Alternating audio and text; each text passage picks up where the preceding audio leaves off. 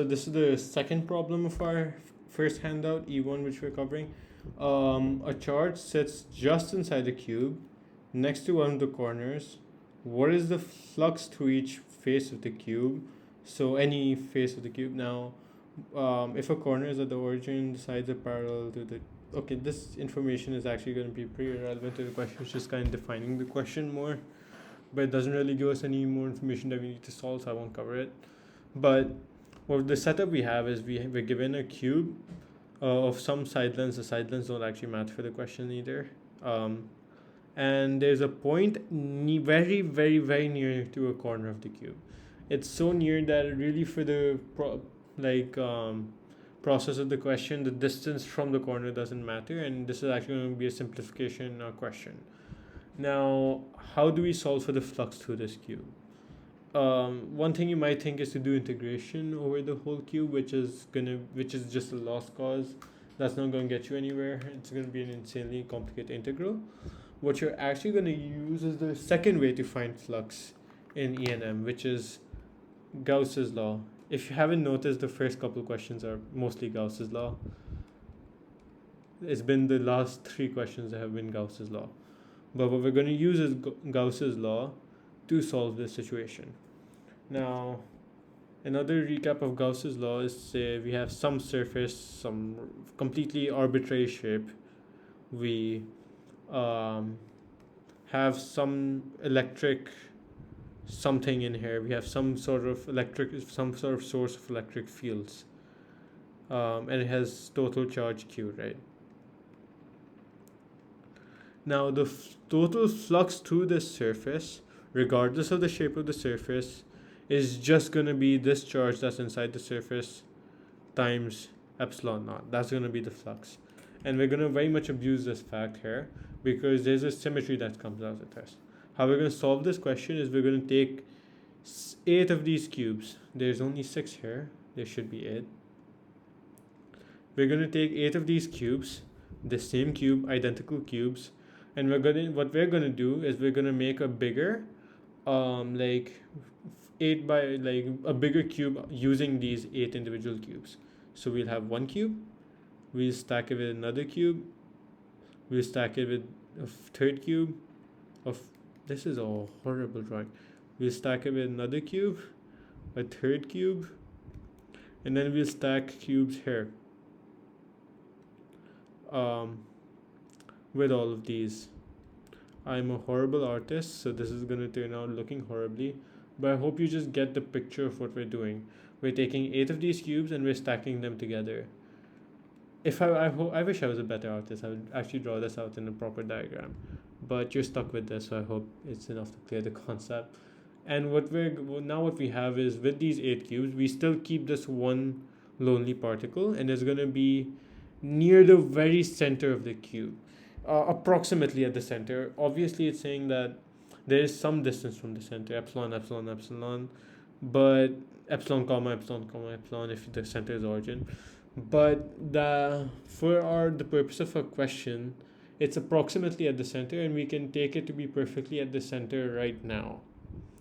And what we'll get is that because we have a whole composite shape of 8 cubes, there's going to be outer sides of the cube, and the total flux through the figure is going to be the charge enclosed, which is small q, the little charged particle we have inside, divided by epsilon naught. Now the thing to keep in mind is this big cube is going to have 6 outer sides to it, and each outer side, by symmetry, because the cube is kind of a symmetrical object, I'm showing just a square here. Just imagine this as 3D.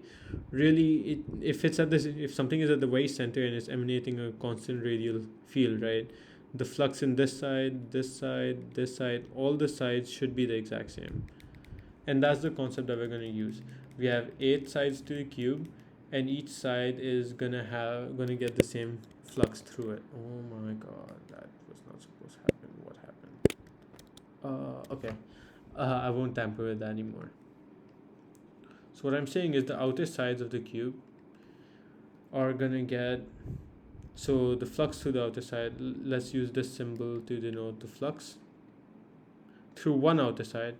there's actually 6 outer sides to a cube, is gonna be q over epsilon naught. So the flux through this is simply gonna be q over 6 epsilon naught. Now take one of these cubes, right?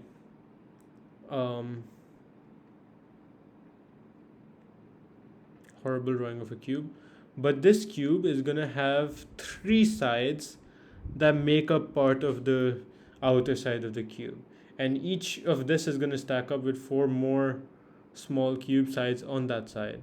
So it's gonna get 1/4 of the total, like this one side of the cube is gonna get 1/4 of the flux of a big outer side of a big cube.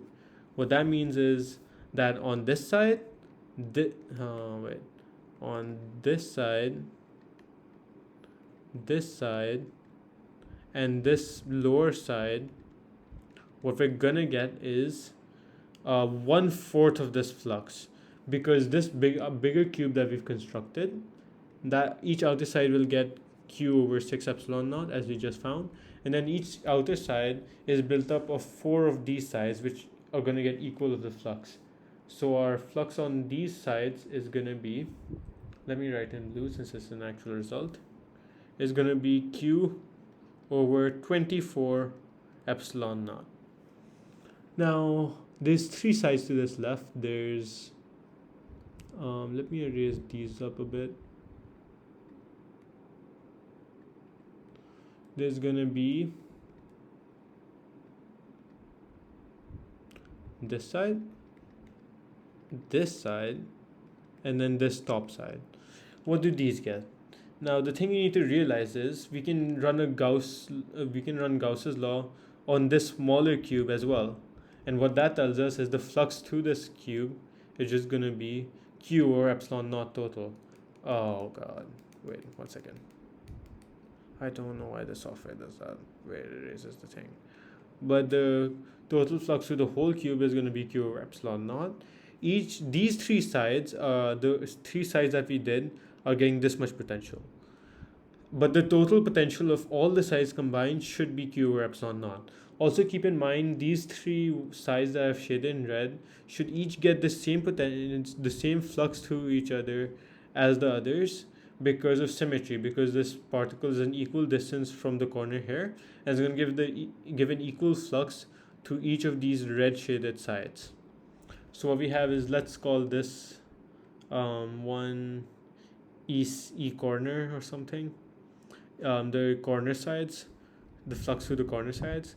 Now there's 3 corners which are going to have, so 3 corners of flux E corner, and this equals the total flux of this whole cube minus 3 of these fluxes, because these 3 fluxes take up the remaining fluxes.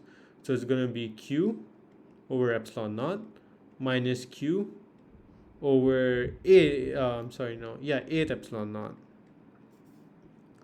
So what we get is 3q corner equals 7q over 8, and what we get is the flux through the corner sides is 7q, oh sorry, there's supposed to be an epsilon naught here too, 7q over 24 epsilon naught.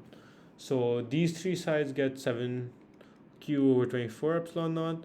These 3 outer sides away from the corner, the ones opposite the corner, get just q over 24 epsilon naught. And that's a wrap on this question. Thank you for watching. I'm still awkward with outros and intros, so this is the outro you're getting. Bye.